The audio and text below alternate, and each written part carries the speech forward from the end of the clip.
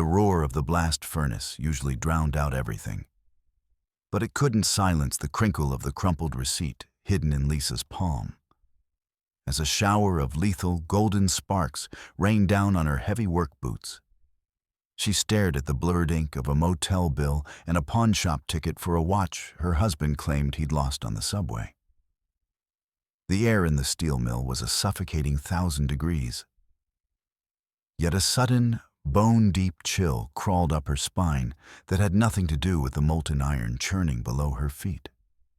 That night, Lisa sat in the shadows of her darkened SUV, her knuckles white against the steering wheel as she watched her husband's taillights disappear into the rusted, skeletal remains of the industrial district. He stopped before a windowless warehouse where a man with a scarred face was waiting in the flickering light of a single bare bulb. When the stranger slammed her husband against a steel door with a hollow metallic boom, Lisa didn't call for help. She watched through the rain-streaked glass, realizing that the man she had slept beside for 18 years was a stranger, and the life they had built was melting away faster than the scrap metal in her furnace. The concrete bridge vibrated under Lisa Carmichael's boots, a rhythmic shuddering that matched the frantic pulse in her throat. Below, a river of molten iron roared, a thick, sluggish ribbon of incandescent orange that bled heat into the cavernous belly of the Gary steel mill. The air didn't just circulate here. It burned, a heavy, oxygen-starved weight that seared the linings of her lungs with every inhalation. Behind the tinted amber of her safety visor, the world was a kaleidoscope of hellish flickers. When the massive overhead ladle groaned, its gears shrieking against a mechanical hitch, Lisa didn't flinch. She stepped toward the edge of the abyss. Her voice, amplified by the radio clipped to her soot-stained collar, cut through the industrial cacophony like a serrated blade. She didn't suggest. She commanded. With sharp, economical gestures of her gloved hands, she choreographed the crane operator's movements. A spray of molten sparks erupted from the crucible, raining down on her shoulders in a golden, lethal shower. But she remained a statue of grit. The metal eventually yielded, a glowing viscous stream finding its home in the waiting molds. Sweat tracked through the grime on her face, stinging her eyes, yet her hands held steady on the railing. She owned this chaos until the final resonance of the shift change gong signaled the end of the pour. The domestic silence of the Carmichael home felt brittle compared to the factory's roar. Lisa stood in the laundry room, the humid scent of detergent cloying in the small space. She reached into the pocket of Mark's heavy work jacket to check for loose change before tossing the garment into the washing machine. Her fingers brushed against a stiff, crumpled mass. The rhythmic sloshing of the water fill cycle seemed to fade into a dull hum as she smoothed the damp scraps of paper against her palm. Her skin prickled. There, staring back in blurred ink, was a receipt from the Roseway Motel, dated only yesterday. A second slip fluttered to the linoleum, a yellow pawnshop ticket for a gold watch. Mark's watch. The fabric of the jacket exhaled a sharp, lingering odor of cheap tobacco and stale, air-conditioned rooms. Lisa's heart stuttered. The motel registration time was noon on Tuesday, a window when Mark had claimed to be elbow-deep in grease at the truck depot. Lisa moved to the kitchen, the linoleum cold beneath her socks. She cleared a space on the wooden table, laying out her own factory timesheets alongside the crumpled evidence of Mark's secret life. The tip of her pencil tapped a frantic, staccato rhythm against the grain, underlining her night shifts with aggressive strokes. Memories of Mark's complaints about overtime exhaustion played back in her mind, a bitter soundtrack to the cold reality of the paperwork. The numbers were stripped of emotion, providing a clinical autopsy of his lies. While she had been sweating under the glow of the blast furnace, Mark had been paying for hourly rooms in a roadside dive. A chill, more profound than the Indiana winter, crept up her spine. Her gaze locked onto the charge for Thursday, the same evening he'd arrived home with a bunch of wilted roses, apologizing for a conveyor belt breakdown that evidently never happened. Dinner was a quiet affair, the steam from the beef stew rising between them like a shroud. Lisa watched Mark across the table, noting the way his eyes skirted hers, darting toward the darkened window or the flickering television. When she asked, her voice deceptively soft, how things were progressing at the depot, Mark's hand jerked. His fork hit the tile floor with a sharp, metallic ring that echoed too long in the small kitchen. Lisa reached across the table toward his phone, her intent clear, but Mark was faster. He lunged, his fingers clamping around her wrist with a crushing force that drew a sharp intake of breath from her lungs. His face twisted into a mask of sudden, jagged fury. A stranger's face. He shoved the device deep into his pocket and stood, the chair screeching against the floor.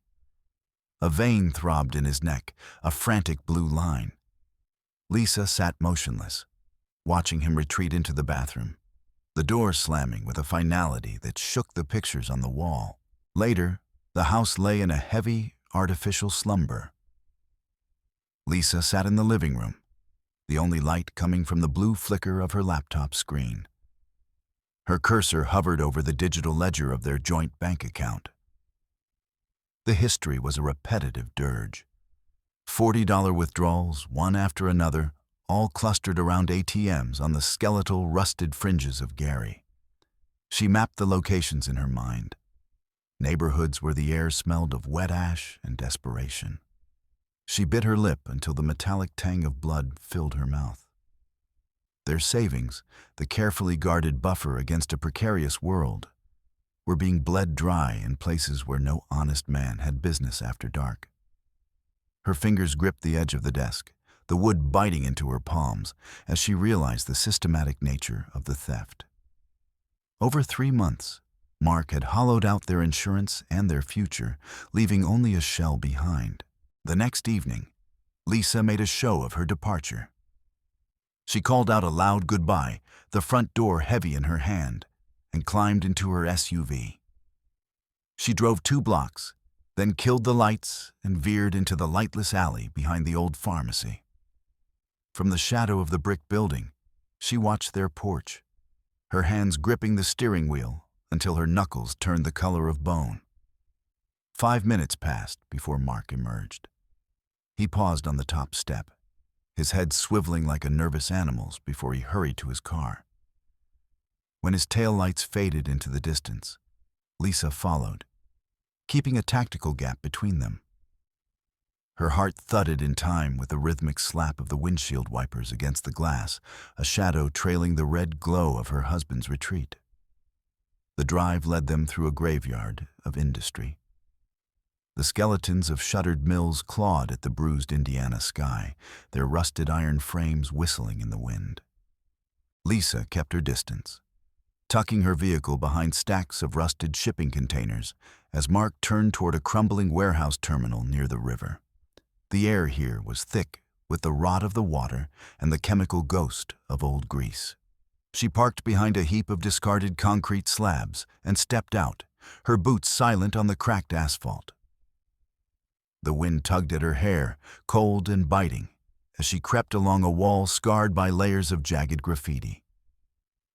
She watched from the darkness as Mark stopped before a heavy steel door, illuminated by the sickly, rhythmic blink of a single bare bulb. Lisa pressed her back against the freezing brickwork, the grit of the wall snagging her jacket. A man emerged from the warehouse's maw, tall, broad-shouldered, with a leather jacket that creaked and a scar that bisected his face like a jagged lightning bolt. She watched Mark's hands tremble as he reached into his coat, producing a thick, bulging envelope. The dim light caught the flash of currency as Mark handed the payment over. A burst of coarse, mocking laughter drifted from the interior of the building, the sound of a subculture built on misery. She noted the faded tattoos on the stranger's knuckles as he flipped through the bills with practiced indifference. Her stomach lurched. The man she had shared a bed with for nearly 2 decades had hitched their lives to a predatory underworld she barely recognized. The exchange grew heated. Mark began to gesticulate, his voice rising into a thin, desperate rasp that the wind carried to her ears. The man with the scar didn't argue. He moved with the sudden, explosive grace of a predator. He shoved Mark, a two-handed strike to the chest that sent him reeling back against the steel door with a hollow boom. Lisa saw her husband shrink. He looked small, a pathetic figure cowering under the weight of the collector's gaze. His face was a pale moon of terror and profound humiliation. The stranger jabbed a finger into Mark's face, barking out new demands that made Mark's head shake in a frantic, rhythmic tremor of compliance. Lisa recorded every detail, every flinch, feeling the final embers of respect for her husband turn to cold ash. She beat him home, slipping through the door and taking a seat in the darkened living room. The ticking of the wall clock was a rhythmic hammer strike against her nerves. She didn't reach for the light switch, letting the pale, filtered moonlight carve the sharp planes of her face into a mask of granite. 18 years of marriage were collapsing into a pile of fraudulent smiles and hollow promises. She re-examined their history, seeing the artifice in every memory. When Mark's key finally turned in the lock, she didn't flinch. She remained a silhouette in the chair, wrapped in a silence that felt heavier than the steel girders she moved at the mill. The next morning, while Mark slept in a heavy, alcohol-induced stupor, Lisa descended into the garage. She shoved aside the heavy oak workbench, her muscles straining, to reveal a hidden niche in the wall. Her hand found the handle of a leather suitcase buried under a pile of oily rags. She hauled it into the light and jerked the zipper open. Inside was a grim inventory. Several changes of Mark's clothes, a thick band of cash, and a second passport. Her eyes widened. This wasn't a temporary fix. It was a kit for a man planning to vanish at a moment's notice. She touched the cold fabric of one of his shirts, the realization hitting her with the force of a physical blow. He had never intended to fight for them. He had only been waiting for the right moment to run. She zipped the bag shut and slid it back into its hole with a hand that didn't tremble. She returned to the bedroom and lay atop the covers, her eyes fixed on the ceiling's imperfections. When Mark finally stumbled into the room and crawled into the space beside her, she kept her breathing rhythmic and shallow, a perfect imitation of sleep.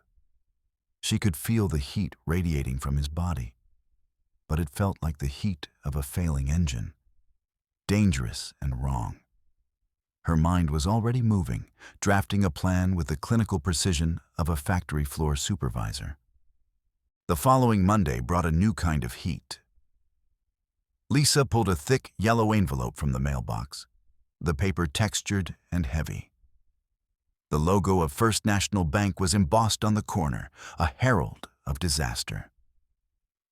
Inside, the notice of mortgage default was stamped in a red ink so vibrant it looked like fresh blood. Her eyes skipped down the page to the copy of the secondary loan agreement.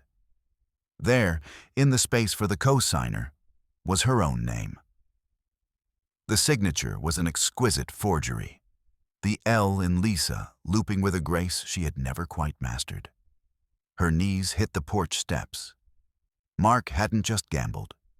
He had studied her, practiced the curve of her hand for months, all to systematically dismantle the roof over their children's heads. She reached back into the mailbox, her hand coming away with a fistful of jagged scraps and handwritten IOUs. On the back of a grocery circular, she saw Mark's frantic scrawl: loss, poker, double, or nothing. The figures listed were astronomical, a tally of ruin.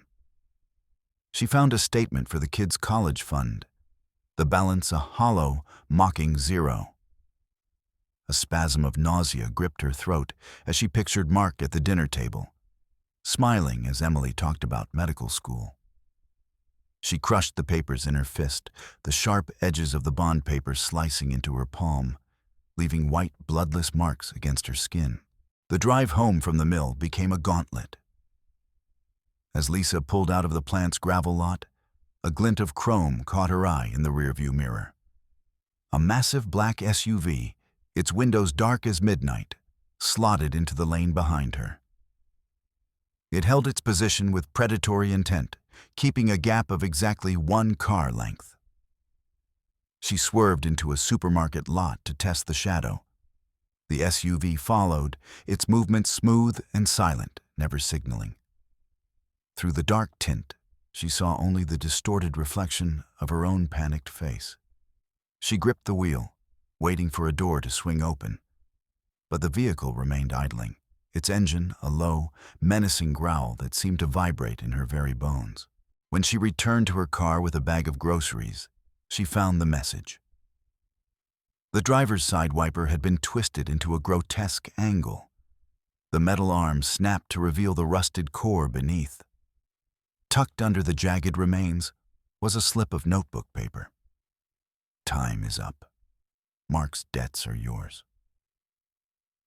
Lisa scanned the parking lot, the scent of exhaust and rain-slicked asphalt filling her nose. Her pulse thundered in her ears as she brushed the plastic shards from her hood. The world was narrowing, the shadows of Gary growing longer and sharper with every passing hour. The factory offered no sanctuary. Lisa stepped into the glass-walled dispatch office to find the air thick with the electronic wail of alarms. Supervisors huddled around the monitors, pointing toward the crimson spikes on the main conveyor's diagnostic graphs. The code on the screens was a chaotic jumble of corrupted data. The chief engineer explained that the automation had begun to override manual commands, locking the ore chutes and ignoring the kill switches. Lisa stared at the scrolling logs, the smell of ozone from the overworked servers stinging her nostrils. Her fingers flew across the keys, trying to bypass the lockout. But the system spat back a sequence of fatal errors. She knew then that the digital fix was a lie. The only way to stop the plant from self-destructing was a manual calibration in the heart of the furnace room. As she walked toward her SUV at the end of the shift, 2 men in gray jackets stepped out from behind a row of lockers. The shorter one, his hair a military-grade buzz cut, leaned his weight against her hood. The second man stepped into her personal space, his breath a mixture of peppermint and bitter coffee. His voice was a flat, rehearsed drone as he explained the legalities of the state. How her forged signature on the loan documents made her a primary target for collection. Lisa tried to sidestep him, but they moved in a synchronized dance, boxing her in against the cold metal of her car. She looked into their eyes and saw only the clinical detachment of men who viewed her as a ledger entry to be balanced. The phone was a useless weight in her hand. She dialed Mark repeatedly, only to have the call severed after a single ring. She stood by the chain-link fence of the middle school, her eyes scanning the sea of children for Emily and David. Then she saw it. The black SUV was crawling along the curb, its tires hugging the concrete just feet from the playground where David was swinging. The window slid down a fraction of an inch, a dark slit through which someone was watching. Lisa let out a strangled cry, but the sound was devoured by the roar of a passing semi-truck. She shoved the phone into her bag and ran for the gate, a cold sweat drenching the space between her shoulder blades. She burst through her front door to the sound of splintering wood. The living room was a wreckage of their life. Drawers had been ripped from the sideboard, their contents strewn like trash. Mark was on his knees by the sofa, frantically shoving the family silver and Emily's jewelry boxes into a nylon gym bag. Lisa screamed his name, demanding to know what he was doing. But he only gave a panicked, rhythmic twitch of his shoulder. He stepped over the shards of a vase they'd bought in Chicago years ago, his movements jerky and mindless. When she grabbed his sleeve, He shoved her back with a grunt of exertion, his eyes never leaving the bag. He was a cornered animal, ready to shred anything in his path if it meant a few more minutes of escape. The radio on her belt erupted, a burst of static-laced panic. The dispatcher's voice was barely intelligible over the background roar of the mill, screaming about a pressure surge in Sector 4. Lisa looked from her husband, a man currently robbing his own children, to the blinking red light on her hip. The weight of the hundreds of workers currently in the path of a potential blast furnace failure pulled at her. She turned and fled the house, leaving Mark in the ruins of their home. She heard him shouting something as she hit the driveway, but she was already in the SUV, the engine screaming as she raced toward the industrial horizon, her personal life a secondary casualty to the looming catastrophe at the plant. The fourth sector was a vision of the end of the world. Thick, white clouds of steam hissed from the overhead pipes, turning the air into an opaque soup. Lisa pushed through the heat, her lungs burning, toward the manual calibration valve. Her phone vibrated in her pocket, a sharp, insistent rhythm. She answered it, and a voice she didn't recognize began to describe Emily's red hair ribbons and the exact shade of David's blue school jacket. Lisa froze, her hand inches from the scorching iron of the valve. The collector's voice was a calm, rhythmic drone of terror, detailing the vulnerability of her children while she stood over a pit of boiling metal. She looked at the pressure gauge. The needle was vibrating against the red stop. She was a woman torn in half, her hands on the machine and her heart in the throat of a predator. She focused the beam of her flashlight on the control node, her breath coming in ragged gasps. The casing of the controller was scarred with fresh pry marks. Tucked into the service port was a small, unauthorized chip. The realization hit her with the cold clarity of a winter morning. Mark's background in industrial electronics wasn't just a hobby. It was the weapon he'd used to sabotage her world. This wasn't a random failure. He had crippled the plant to ensure she would be occupied, trapped here while he made his final move. The fury that rose in her was a cold, crystalline thing. She reached out and yanked the chip from its socket, her teeth bared in a silent snarl of resolve. The walk onto the Sector 4 catwalk felt like stepping into an oven. A microscopic fracture in the main line had surrendered to the pressure, and a needle-thin jet of molten iron was screaming through the air, cutting the darkness with a blinding, lethal light. The spray hit the steel supports, shattering into a rhythmic rain of sparks that hissed as they hit the wet floor. Lisa felt the soles of her boots softening, the rubber beginning to bond with the vibrating metal grate. The air was a shimmering, distorted wall of heat. She watched as the orange jet carved through a concrete pillar, turning the stone into a sluggish, gray weep of slag. The smell was ancient and terrifying, the scent of the earth's core laid bare. She didn't need the phone to know the house was breached. The security app on her tablet flickered to life, showing the two men from the mill on her front porch. One of them swung a heavy crowbar, the sound of rending wood transmitted through the tiny speakers. Lisa watched, paralyzed, as the white-painted door buckled and flew inward. A high, thin scream, David's voice, tore through the digital transmission. She saw a gloved hand reach through the gap, and then the screen was filled with shadows as the men surged into the hallway where her children had barricaded themselves.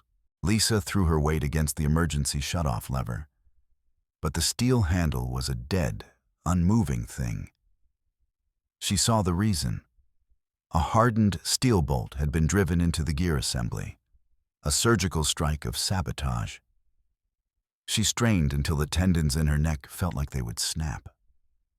The gauge on the wall was a ticking clock, the needle hovering over the final, fatal mark. She hammered at the blockage with a heavy wrench, the ring of metal on metal, a futile, rhythmic sound. Below her, the deep, subsonic groan of the boiler intensified. A herald of the coming explosion, the phone in her pocket became a frantic, buzzing insect again. Mark's voice was a ragged, high-pitched yelp, barely audible over the screaming wind of a high-speed chase. He was sobbing, confessing that he'd emptied the company safe and that the money was blowing out of the window of a stolen truck. Lisa heard the screech of tires and the distant, rhythmic wail of sirens. He was a man drowning in his own choices, and he was trying to pull her under with him.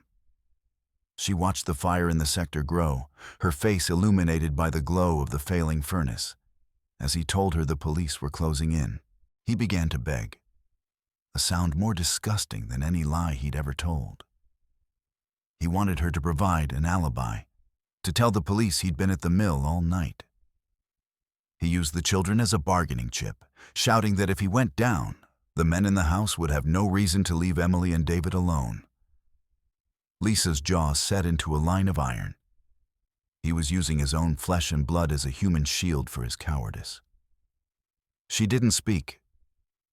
She listened to the chaos on the other end, the roar of the engine, the bark of the police megaphones, and felt the last shred of her old life vanish. She looked back at the tablet. The men were in the living room now. One of them picked up the television and smashed it onto the coffee table, the glass erupting in a rhythmic spray of shards. She watched them flip the sofa, exposing the children who were huddled in the corner of the room. They began to tear through the family albums, throwing the remnants of her life onto the floor like trash. They loomed over Emily, their shadows swallowing the girl as they demanded to know where the rest of the cash was hidden. Lisa saw her daughter's hands shaking, the girl's face a mask of pure, unadulterated terror. Lisa scrambled toward the backup power array, her boots splashing through a rising tide of scalding water. The burst cooling pipes had turned the floor into a shallow, boiling lake. Steam blinded her, and she moved by touch, her hands finding the familiar shapes of the machinery. The roar of the turbines was a physical weight, a rhythmic thrumming that threatened to shake her bones apart. She slammed her shoulder into a concrete pillar, the pain grounding her, until her fingers found the rough latch of the secondary electrical cabinet. She yanked the cabinet open and shone her light on the processor. The green status lights were gone, replaced by the rhythmic, pulsing amber of a ransomware lock. Mark's virus was a digital parasite, systematically shutting down the cooling pumps to ensure a total meltdown. The screen displayed a countdown, a cold, mathematical certainty of destruction. She realized then that he hadn't just sabotaged a machine. He'd engineered a massacre to cover his tracks. She grabbed the fire axe from the wall, the glass of the case shattering with a crystalline ring. She swung the heavy blade with every ounce of her strength, aiming for the main power trunk. The first strike sent a spray of blue sparks into the air, the scent of ozone and scorched copper filling her lungs. She swung again and again, her breath coming in ragged, rhythmic grunts of exertion. She wasn't just cutting cables. She was severing her connection to the man who had done this. With a final, agonizing lunge, the cables parted. The conveyor system let out a dying groan and fell silent, leaving the sector in a heavy, steaming quiet. The air was failing. Lisa dropped to her knees, the carbon dioxide levels making her head swim. She crawled along the wet floor, her eyes catching the glow of her phone on the concrete. The screen showed the man with the scar grabbing David by the collar of his jacket, lifting the boy off his feet. Lisa's vision began to blur, the heat of the gas pressing down on her chest like a slab of lead. She reached for the phone, but her arm felt like it was made of water, her fingers trailing uselessly across the damp cement. With a final, desperate surge of adrenaline, she lunged for the manual pressure release wheel. The iron was hot enough to blister her palms instantly, but she didn't let go. The wheel was seized, a rusted, stubborn thing that refused to turn. She braced her feet against the wall and threw her entire body weight into the turn. Behind her, The seams of the main line were beginning to weep molten gold, the metal screaming under the strain. She heard a crack, a rhythmic groan of yielding iron, and then the wheel began to spin. She reached for the emergency override, a massive red button protected by a thick plastic shroud. She knew what this would do. It would kill the entire grid, locking the plant down and trapping the heat. But it was the only way to prevent the atmospheric vent from poisoning the city. She raised her hand, her eyes fixed on the device. She brought the heavy wrench down on the plastic shroud, the material shattering into 1,000 jagged needles. She slammed her palm onto the red button, her weight driving it home. A deep, subsonic thud vibrated through the floor as the massive steel blast shutters dropped into place. The roar of the furnace was cut off instantly, replaced by the rhythmic hiss of the foam suppression system. Through the reinforced glass, she watched the white chemical clouds swallow the fire, a cold shroud for a dead machine. She pulled her radio to her lips, her voice a low, rhythmic growl of cold intent. She didn't call for help. She called for the police. She gave the dispatcher the plate number of the stolen truck and the exact route Mark was taking toward the interstate. She detailed the sabotage, the theft, and the virus, her words a clinical autopsy of his crimes. As she spoke, she felt the final, frayed cord of her marriage snap. She was no longer a wife. She was a witness. She switched to the home feed on her phone, her thumb hovering over the intercom button. She didn't plead. She held the phone up to the industrial monitor, showing the men in her house their own faces, captured in high definition by the hidden security net. She watched the collector with the scar freeze as her voice boomed through the living room speakers. She told them the video was already in the cloud, unerasable and tied to their identities. She pointed the camera at the status bar, showing the upload was complete. She watched their confidence evaporate, replaced by the frantic, rhythmic blinking of men who realized they were standing in a trap. She told them the silent alarm had been active for 10 minutes and that the Gary police were 2 blocks away. She announced her bankruptcy filing, a digital strike that rendered their debt collection illegal and pointless. She watched them look at each other, the greed in their eyes replaced by the cold, rhythmic logic of survival. They weren't creditors anymore. They were just burglars in a house filled with cameras. The man with the scar shoved David toward the sofa, the boy falling onto the cushions with a cry. The men didn't stop to gather their pride. They bolted through the ruined doorway, leaving the stolen silver on the floor. Lisa watched the black SUV roar away, its tires screaming against the asphalt. She saw her children crawl toward each other in the wreckage of the hallway, their bodies shaking. She closed her eyes, her own body finally surrendering to a rhythmic, uncontrollable tremor.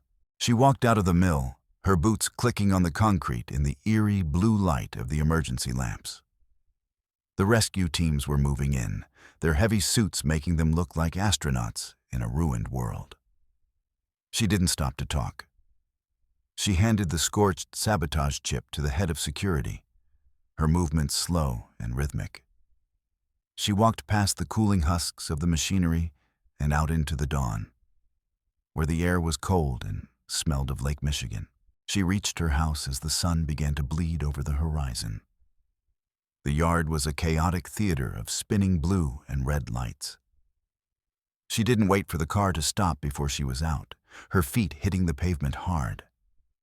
She gathered Emily and David into her arms, her soot-stained robe smelling of fire and ozone.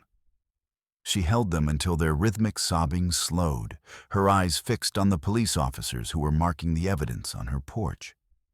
She didn't answer the sergeant's questions. She only held her children, the only things she had managed to save from the fire. Later, she sat in the back of a cruiser, her eyes fixed on the small television in a shop window across the street. The morning news was showing a grainy, aerial shot of the bridge. Mark's truck was pinned against the railing by 3 patrol cars. She watched as they dragged him out, his face pale and unrecognizable in the harsh light. They pressed him against the hood, his hands cuffed behind his back in a rhythmic, practiced motion. She felt nothing. No anger, no grief. Only a profound, hollow silence. She sat at her kitchen table, the wood bare and scarred where the men had ripped away the cloth. A lawyer laid out a stack of papers that smelled of fresh ink and cold finality. Lisa picked up the pen and signed her name, her hand steady and rhythmic. She moved through the documents, stripping Mark of his rights, his name, and his place in their lives. She looked at her reflection in the dark glass of the oven door and saw a woman who had been through the furnace and come out as tempered steel. She loaded the last of their things into the SUV. The house behind her, a hollow shell of bad memories. She didn't look back at the empty windows as she backed out of the driveway. She left the keys on the stone pillar of the gate for the bank to find. As she drove away, the rhythmic hum of the tires on the road was the only sound in the car. She felt the weight of the last 18 years falling away, a heavy, rusted armor she no longer needed to wear. She stopped the car at the edge of the lake, the sand white and cold under the morning sky. She walked to the water's edge, the wind whipping her hair into a frantic, rhythmic dance. She reached down and rinsed the factory soot from her hands, the water of Lake Michigan biting and clear. She looked out at the horizon, where the gray water met the gray sky, and felt the first true breath of air in years. Behind her, the fires of Gary still burned, but the air in front of her was clean. She turned back toward the city, the industrial skyline a jagged silhouette against the rising sun. She saw the smoke, the fire, and the iron, and she knew she would survive it. She was the master of the poor, and she had finally skimmed the dross from her life. The end.